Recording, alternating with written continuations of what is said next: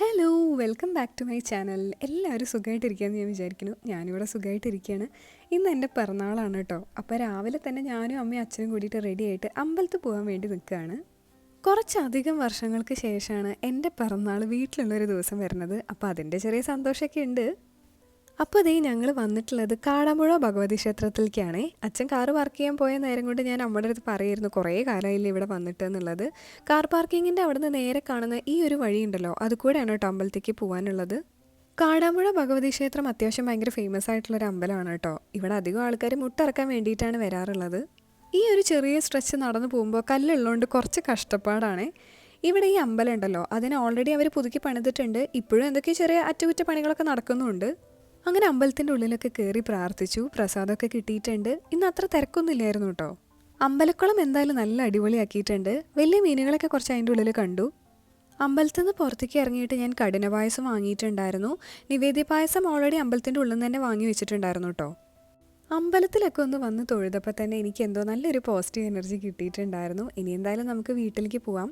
പോണ വഴിക്ക് ഫേമസ് ബേക്കറിയിലൊന്ന് കയറി ബാംഗ്ലൂർക്ക് കൊണ്ടുപോകാനുള്ള കുറച്ച് സാധനങ്ങളൊക്കെ മേടിക്കാൻ വേണ്ടിയിട്ടാണ്. വേണ്ട കുറച്ച് സാധനങ്ങളൊക്കെ വാങ്ങിയിട്ട് നേരെ പിന്നെ വീട്ടിലേക്ക് പോന്നു. വീടെത്തിയപ്പോഴത്തേക്ക് മുത്തശ്ശനും അമ്മമ്മയും മോർണിംഗ് വാക്കൊക്കെ കഴിഞ്ഞിട്ട് ബ്രേക്ക്ഫാസ്റ്റ് കഴിക്കാൻ വേണ്ടിയിട്ട് നിൽക്കുകയാണ്. ഞാൻ ആദ്യം തന്നെ അമ്പലപ്പായസമാണ് തുറന്നത് കഴിക്കാൻ വേണ്ടിയിട്ട്. എനിക്ക് അമ്പലപ്പായസം ഭയങ്കര ഇഷ്ടമാണ്. പ്രത്യേകിച്ചും ശർക്കര ഇട്ടത്. പാലിട്ടത് എനിക്ക് അത്ര ഇഷ്ടമല്ല. അതെനിക്ക് പാലിഷ്ടമല്ലാത്തതുകൊണ്ടാണ്. എന്തായാലും ശർക്കര പായസമാണ് എൻ്റെ ഫേവറേറ്റ്. ബ്രേക്ക്ഫാസ്റ്റിന് ദോശയും സാമ്പാറും ചട്നിയും കട്ടൻ ചായയാണ് ഉണ്ടായിരുന്നത്. അതൊക്കെ കഴിച്ചിട്ട് ഞാൻ പിന്നെ നേരെ വടക്കോർത്തേക്ക് പോന്നു. പറമ്പിൽ പോയിട്ട് എനിക്ക് ബാംഗ്ലൂർക്ക് കൊണ്ടുപോകാനുള്ള കുറച്ച് പച്ചക്കറി സാധനങ്ങളൊക്കെ നോക്കാനുണ്ട്. അപ്പോഴേക്കും അമ്മമ്മ എനിക്ക് പറമ്പിൽ പോയിട്ട് മുരിങ്ങയിലൊക്കെ പൊട്ടിച്ച് തന്നു കേട്ടോ. ഇനി ഇതൊന്ന് ഊരി എടുത്ത് വെക്കണം. ഞാൻ എപ്പോഴും ഇങ്ങനെ ഊരി വെച്ചിട്ട് ഒന്നല്ലെങ്കിൽ പേപ്പറിൽ അല്ലെങ്കിൽ ഡപ്പയിലാക്കി വെച്ചിട്ടാണ് മുരിങ്ങയില കൊണ്ടുപോകാറുള്ളത്. ഇത് ഭയങ്കര വലുപ്പമുള്ള ഇലയായിരുന്നു കേട്ടോ. ഞാൻ എന്നിട്ട് അമ്മമ്മയുടെ അടുത്ത് ചോദിക്കുന്നത് മുരിങ്ങയില തന്നെയല്ലേ എന്നുള്ളത്.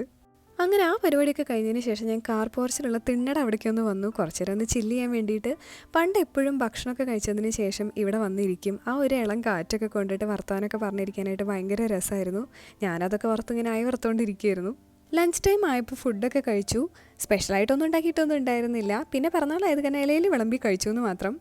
ഫുഡൊക്കെ കഴിച്ചതിന് ശേഷം ഞാൻ തട്ടുംപുറത്തേക്ക് പോന്നു. ഇവിടെ എപ്പോൾ വന്നിട്ടുണ്ടെന്നുണ്ടെങ്കിലും എല്ലാ മുറിയിലും ഞാനൊന്ന് കയറി നോക്കും. കുറച്ച് നേരമൊക്കെ നൊസ്റ്റ് അടിച്ചിരിക്കാൻ വേണ്ടിയിട്ടാണ്. ഈ റൂം ഇപ്പോൾ എൻ്റെ അനിയനാണ് കേട്ടോ യൂസ് ചെയ്യുന്നത്. അവൻ എറണാകുളത്താണ് ഇപ്പോൾ ഉള്ളത്. ഞാൻ എന്തായാലും കുറച്ച് നേരമൊക്കെ അവിടെ ഇരുന്നിട്ട് പുറത്തെ കാഴ്ചകളൊക്കെ നോക്കിയിരുന്നു. അപ്പോഴാണ് അച്ഛൻ എൻ്റെ അടുത്ത് പറഞ്ഞത് നമ്മൾ ഷൊർണൂരിൽ നിന്ന് ഇങ്ങോട്ട് വരുന്ന സമയത്ത് കൊണ്ടുവന്നിട്ടുണ്ടായിരുന്ന കുറേ ഫോട്ടോസ് അൽമാരയുടെ ഉള്ളിൽ ഇരിക്കുന്നുണ്ട് എന്നുള്ളത്.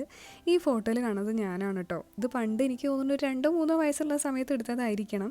ഈ ഫോട്ടോയിൽ കാണുന്നത് ഞാനും ഇപ്പോൾ ഉള്ള ഞാനും തമ്മിൽ എന്തെങ്കിലും വലിയ വ്യത്യാസം ഉണ്ടോ എന്നുള്ളത് പറയണേ. ചില ഫോട്ടോസൊക്കെ നാശമായിട്ടുണ്ടായിരുന്നു.